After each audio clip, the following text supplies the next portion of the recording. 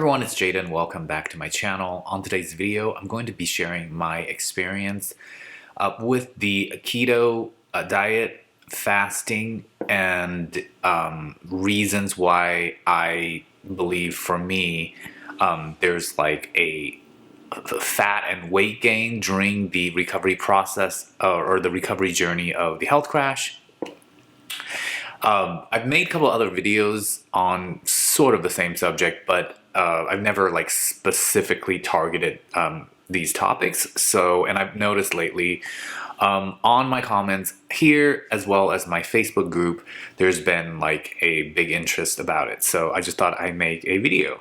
All right, so before we get into the video, as always, I am not a medical doctor or a therapist or a nurse. I am not here to treat, diagnose, or cure you of any disease or health conditions. I'm just here sharing my experience, my own research, and providing information for your own research and maybe some reassurance. All right, so with that said, I also want to say that we're all different. Our bodies are made, our body makeups are different. So things that might work for me and that I stand by and I will recommend might not necessarily work for you. So I'm going to be expressing my experience and what worked for me, and also the research I've done, and also the people that I've talked to, which is quite a bit of people with this health crash type of thing. But always do your own research, make your own decisions. Definitely consult with your medical professional before taking on any health advice. And this is not an end-all be-all. This is just what worked and what didn't work for me. So I want to start with talking about during your health recovery, especially in like phase 3, things starts to get better, right? Symptoms starts to get more mild. Your energy is starting to come back. And it's such a phase where, and you also pass phase 2, which is the like ups and down extremes, right? So more in phase 3, you're going to feel like somewhat okay for the first time in a long time, since your crash. And what happened with me then was there's a little bit of like boredom, because you're feeling good, but you're not doing anything proactive. Now, keep in mind that most of us who gets into this type of health issue, like adrenal fatigue, burnout, anxiety, this type of health crash, HPA axis dysfunction, it is mainly prone to like type A, very, obsessive prone, like, hardworking, like restless type of personality, like doing that type of personality, right? So it feels awkward when you're not really productive. Okay, so in phase 3, especially late timing of phase 3, you start to feel better, and now you don't have all the awful symptoms and all the anxiety kind of distracting you from the person that you been that got you in this whole imbalance in the first place, right? So then what happens is then you start to look around and you'll start to think like, oh, what is like a next little goal? Because I've gained some weight from being inactive, and I'm feeling good, so that should be my sign to like take the next step and like up my game. And very slowly, like sneaking in from the back door, is that part of your personality that has gotten you into this place. Now, it's hard to detect around that time, because it's new, and you're just going through this transformation of like how you approach life and how you approach stress and all that, right?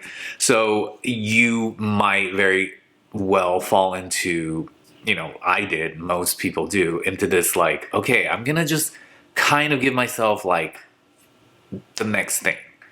So for a lot of people is to lose the weight that they kind of gain. And they might not jump into it like they did before, but they'll convince themselves into doing something like moderate.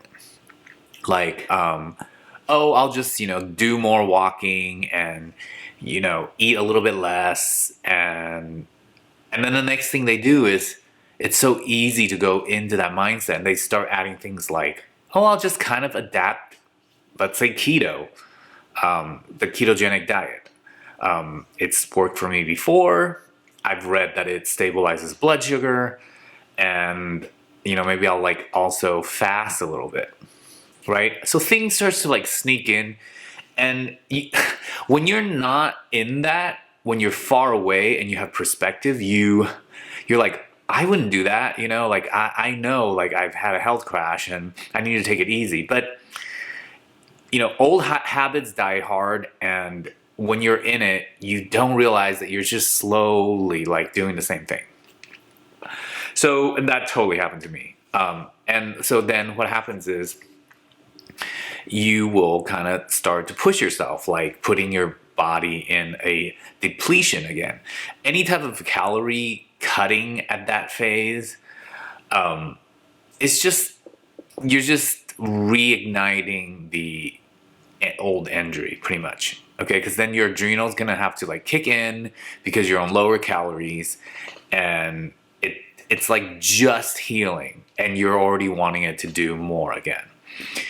And that goes with the weight gain. Okay, so your body needs like extra calories, which is gonna equate to you carrying on extra pounds compared to ever before in your life. Like that happened to me. Like I was always super lean, and for the first time I like gained weight and body fat when I was during my health crash recovery, and it was like uncomfortable for me, right? So the first chance I get in like late phase 3, I was thinking like, oh, I'm gonna try some mild method, some mild manipulation of food, nutrition, and I won't overdo myself, but I will try to lose this weight. And pretty much, guys, you still need to give your body time and just keep doing the same thing, even though it's boring, even though you are feeling better. Don't wreck this awesome healing process that you have going. If you've gotten to late phase 3, you are doing really well. You need to stay on the course, okay? Because what will happen is you will start to deplete your adrenals again, and you'll hit a setback and maybe a crash. So I would not recommend personally, like to do keto, to do fasting, to do any type of calorie restriction. Let your body be in a state of abundance. Yes, for vanity and aesthetics, it's not the best, but you don't want to build aesthetics over this tiny, weak foundation of health. Okay, it's just not gonna last. You might then lose some weight, and then you get a health crash again, or you blow out your adrenals again. It's not worth it, guys. It's just not. I mean, especially if you've already experienced this type of imbalance, you don't want to redo it or prolong this process, because it already takes quite a bit of time, as you all know. So I don't recommend doing any of that in your recovery process. Me personally, I'm like now, that's like 10 months past full recovery, right? And I'm not calorie restricting. I am few percent body fat higher than I've ever been in my life still. Okay, I'm still trying to get back to my peak. But I'm doing it so in a way where I'm not tempering with calorie restriction, dieting, fasting. Like I'm not tempering with like extremes. I don't want to cut out major macros. I'm actually in the process of like organizing how I'm doing it now. I know it for myself, but before I share it, I don't want to like just without being organized about my whole outlook on it now. And I also want to continue to apply it to myself and see what happens first. So, but it's your first priority is to let your body heal and be healthy. You know, forget the looks, forget the aesthetics, forget the vanity for now, and let your body continue to heal. Let your adrenals recharge and save that adrenal bucks in the bank. Don't spend it. It is precious. Save those adrenals and let it continue to heal. It takes a long time, guys. It's not overnight, over weeks. It's barely over months. It's usually like year, 1 to 2 years type of recovery, because you've done so much to your body for so long. It just doesn't make logical sense that you think it's just going to take like, you know, doing everything right a little bit and you're back. It's just not, you know. And again, I want to remind everyone that why wouldn't you want to live a better lifestyle continuously? Like, don't look at this as like, oh, I'm going to do this, I'm going to heal, and I'm going to go back to what, guys? Like, go back to living less than optimal and treat your body not as well, right? That doesn't make sense. So it doesn't make sense for me anyways. So just that's my thoughts on it. I'm going to obviously add this post on my Facebook group as well. So if you haven't checked out my Facebook group, it is a very supportive bunch of people. There's a lot of information. I'm in there all the time, and people just really help each other with any type of health imbalance, things that's associated with this type of health crash. Adrenal fatigue is pretty dominant, HPA axis dysfunction, anxiety, all that. And also people just share like good tips on living a healthier, more optimal lifestyle, fitness, and stuff like that. So check out my Facebook group if you haven't. Please subscribe and help me continue to grow my audience. Share, like my content, and I hope you enjoyed my video and brought you some information and value. I look forward to seeing you guys all on the next one. All right, thanks guys. Bye.